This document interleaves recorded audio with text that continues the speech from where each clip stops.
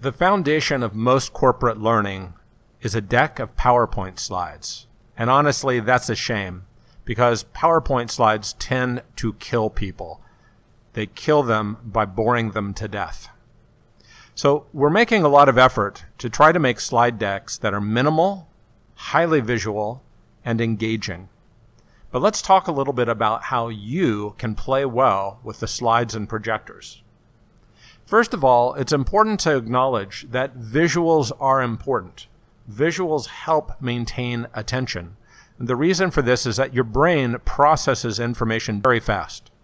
It can process information much more quickly than a facilitator can speak. So your brain gets bored. And so visual stimulation, looking at charts and pictures, etc., helps keep the brain's attention. So at Fantree Academy, we're doing everything we can to create slide decks that are visually stimulating and interesting and useful.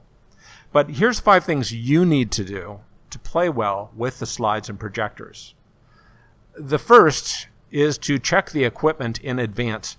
Projectors and screens and computers these days have all sorts of different connectors, and they aren't always compatible. So you need to make sure that your projector actually works with the equipment in the room well in advance of the training. Don't wait till the morning of, otherwise you may be in for a bad surprise. It's a good idea to have a remote control pointer. Practice using it, become familiar with it. Make sure it has batteries and that you have some spare batteries. One thing you don't want to do is use the laser function and have it shaking all over the place. It'll cause people to think they're cats and try chasing the laser dot around the screen. Should be pointing things out, not distracting people. Also, it's important to learn how to blank the screen. The slides do not need to be up all the time. If you press the B key on your keyboard or press the blank key on your pointer, you'll be able to blank the screen. And you do this when you want people's attention to go back to you and away from the information on the screen. So practice doing that. Additionally, please do not stand in front of the screen. The slides should not be projecting on you. They should project on the screen. And in fact, I like to imagine that the light beam coming out of the projector is a laser that will kill you if you step in front of it. So don't ever step in front of the slides.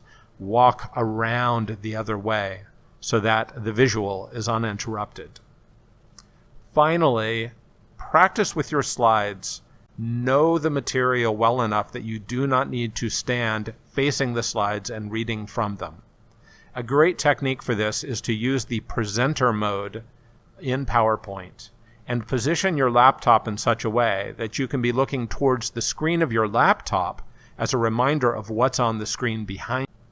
The more confident you become, the easier this will be, and the way to become more confident is to become more familiar with the materials, to practice them.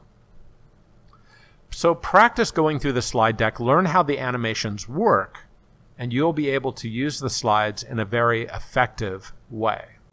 The ideal really should be that if your projector broke, you would still be able to train effectively without your slides. So don't rely on the slides. Use them as a supplement to your effective facilitation.